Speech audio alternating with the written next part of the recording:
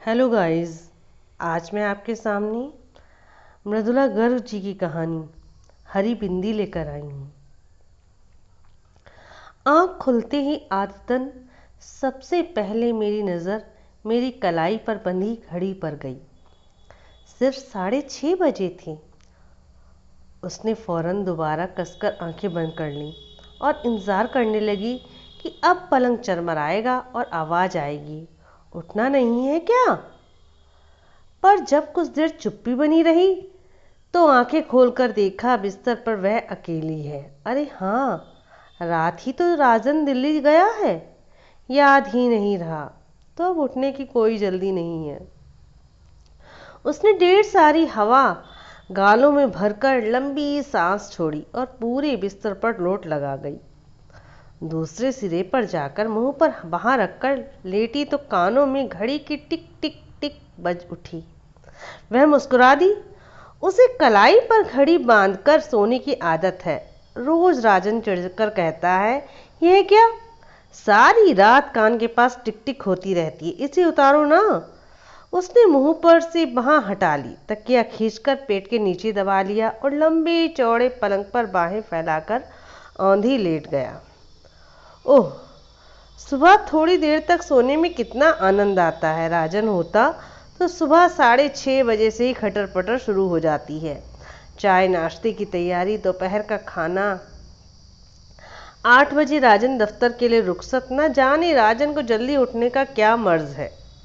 खैर, आज वह स्वतंत्र है, जो चाहे करे। उसने शरीर को ढीला छोड़ दिया और दोबारा सोने की तैयारी करने लगी। फिर आंखें खुली तो 8:30 बज चुके थे। उसने एक प्याला चाय बनाई और खिड़की का पर्दा हटाकर बाहर झांकने लगी। दूर तक धुंध छाई हुई थी। आज जरूर बरसात होगी, उसने सोचा। उसे धुंध बहुत भली लगी। जब मालूम नहीं पड़ता वहां कुछ दूर पर और क्या है, तो अनायास आशा होने लगती कोई अनुपम और मोहक वस्तु होगी। मैं भी खूब हूं, उसने मुस्कुराकर सोचा। मुझे धुंध में खुलापन लगता है और सूर्य के प्रकाश में घुटना। चाय पीकर गर्म पानी से देर तक नहाया जाए, उसने सोचा और बाल्टी भरने लगी। फिर ठंडे पानी की फुहार ही ऊपर छोड़ ली और गजल गुनगुना उठी। बड़े तौलिए से खूब रगड़कर बदन पोंछा। आज एक अद्भुत स्फूर्ति और उत्साह का अनुभव हो रहा था। नीले रंग का कुर्ता और चूड़ीदार पैजामा पहना तो नीले रंग की बिंदी माथे पर लगाने को हाथ बढ़ गया। फिर न जाने क्या सोचकर उसे छोड़ दिया और बड़ी सी हरी बिंदी लगा ली। राजन होता तो कहता, नीले पर हरा क्या तुक है। उसने दर्पण में दिख रही हो अपनी प्रतिछाया को जवान निकालकर चढ़ा दिया। कहाँ तुक की क्या तुक है, और खिलखिलाकर हंस पड़ी। दराज खोली तो नजर चांदी की बाली पर पड़ गई। उठाकर कानों में लटका ली। विवाह के बाद पहननी छोड़ दी थी। नकली है ना, और जरूरत से ज्यादा बड़ी।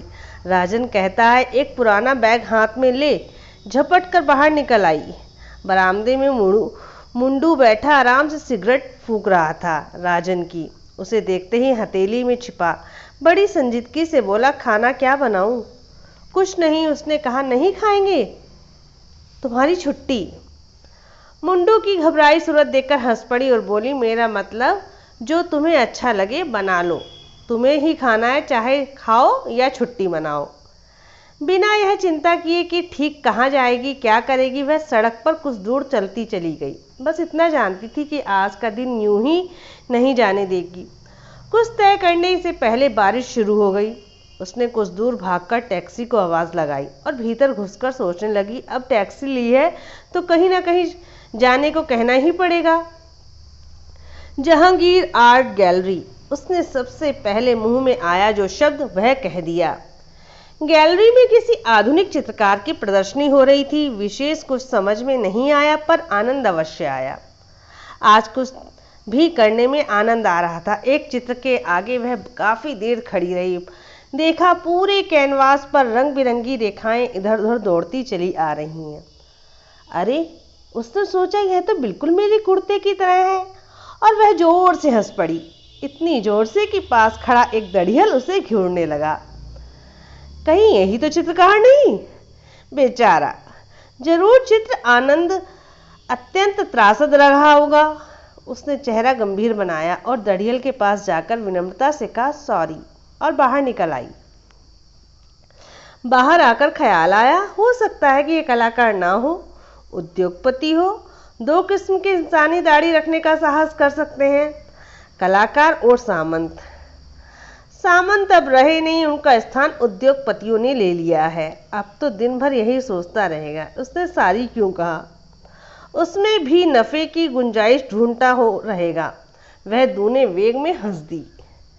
फिर देखा बारिश थमी हुई है, पर आकाश पर अब भी गुस्सैल नजर आ रहे हैं। पूरा बरसा नहीं, उसने सोचा। फिर सड़क थाम ली। सड़क के किनारे रेस्तरां देख याद आया कि काफी जोर भूख लगी है। भीतर जाकर चटपट आदेश दे दिया, एक गर्मा गर्म आलू की टिकिया और एक आइसक्रीम एक साथ। एक साथ? बैरे ने आश्चर्य दिखाया। हाँ, कोई ऐतराज है? जी नहीं, लाया भी। उसने ठंडा और गर्म एक साथ खाना भला लगता था। कहते हैं दांत खराब हो जाते हैं। कितना झटपट काम हो गया आज। राजन रहता तो बढ़िया जगह बैठकर आराम से खाने की सूची देखने के बाद सोच विचार का आदेश दिए जाते। खाकर वह बाहर निकली तो उसने सोचा पास किसी सिनेमा घर से कोई पिक्चर देख ली जाए। किस्मत से अंग्रेजी की पुरानी मजाकिया पिक्चर मिल गई, डैनी की। राजन कहता, ना जाने तुम्हें डैनी क्यों पसंद है। मुझे तो उसके बचपने पर हंसी नहीं आती, पर उसे आती है, खूब आती है। फिर हंसी पर हंसी आती है, कभी कभी बेबात आती है, जैसे आज। पिक्चर के दौरान वह आज और दिनों से ज्यादा ठहाके लगा रही थी। पास में बैठे आदमी की सूरत अंधेरे में दिख नहीं रही थी, पर हंसी की आवाज सुनकर जरूर सुनाई पड़ रही थी। पता लगा हंसने में वह तो 2 कदम आगे है।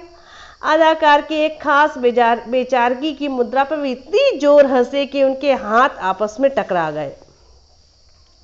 सॉरी कहने के इरादे से एक दूसरे की तरफ मुड़े, पर माफी मांगने के बजाय एक ठहाका और लगा गए।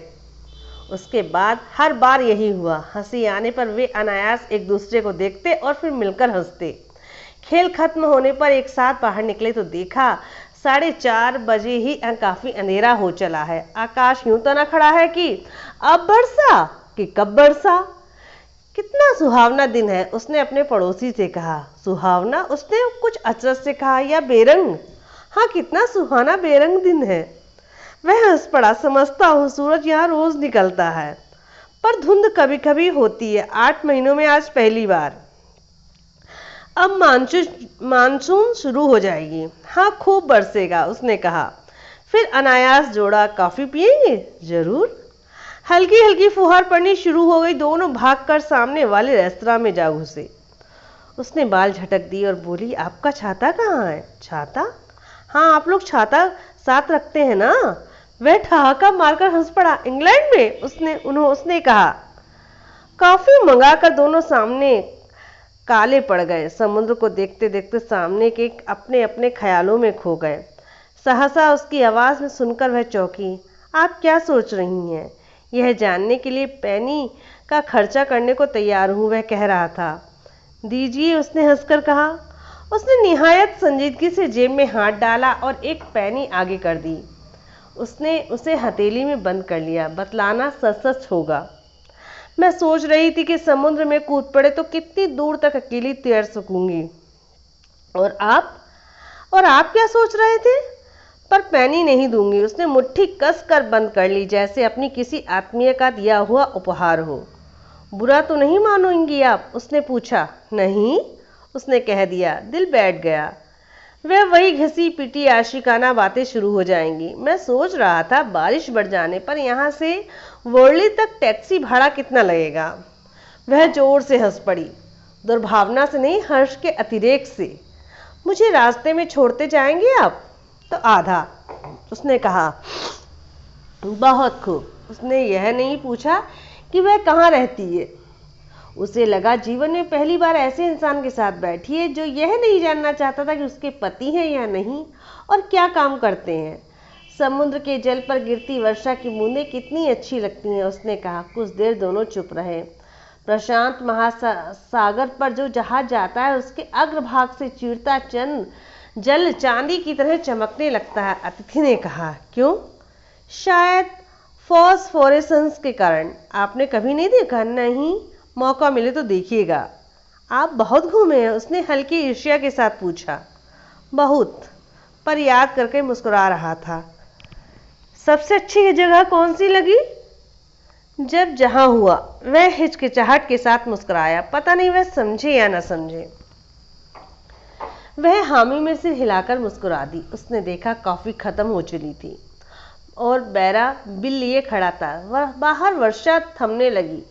धुंध भी छट रही थी। नहीं, धुआंधार नहीं बरसेगा। वह संकेत झूठा निकला। अब धुंध हट जाएगी और तेज प्रकाश वाला सूर्य निकल आएगा। बिल आने पर उसने उठा लिया और बोला, न्योता मेरी तरफ से था। अतिथि ने बहस नहीं की। शुक्र है। उसने सोचा, पैसे देने की जिद करने लगता तो सब कुछ बिगड़ जाता। टैक्सी लेकर चलेगी? घर आ गया। उतरते उतरते पैसे निकालने लगी तो उसने रोक दिया। रहने दीजिए। क्यों? उसके माथे पर शिकन पड़ गई। आज का दिन मेरे लिए काफी कीमती रहा। कैसे? मैंने आज से पहले किसी को हरी बिंदी लगाए नहीं देखा, उसने स्निग्ध स्वर में कहा। वह जरा ठिठकी और टैक्सी चल दी। कुछ दूर जाकर आंखों से ओझल हो गई। इस प्रकार इस कहानी का अंत हुआ। एक स्त्री की मनोभावों की दशा को इसमें दर्शाया गया है। आपको अगर मेरी कहानियाँ पसंद आ रही हैं तो प्लीज़ मेरे चैनल को लाइक, सब्सक्राइब, शेयर और कमेंट अवश्य करें। अपना इतना कीमती समय देने के लिए आपका बहुत बहुत धन्यवाद।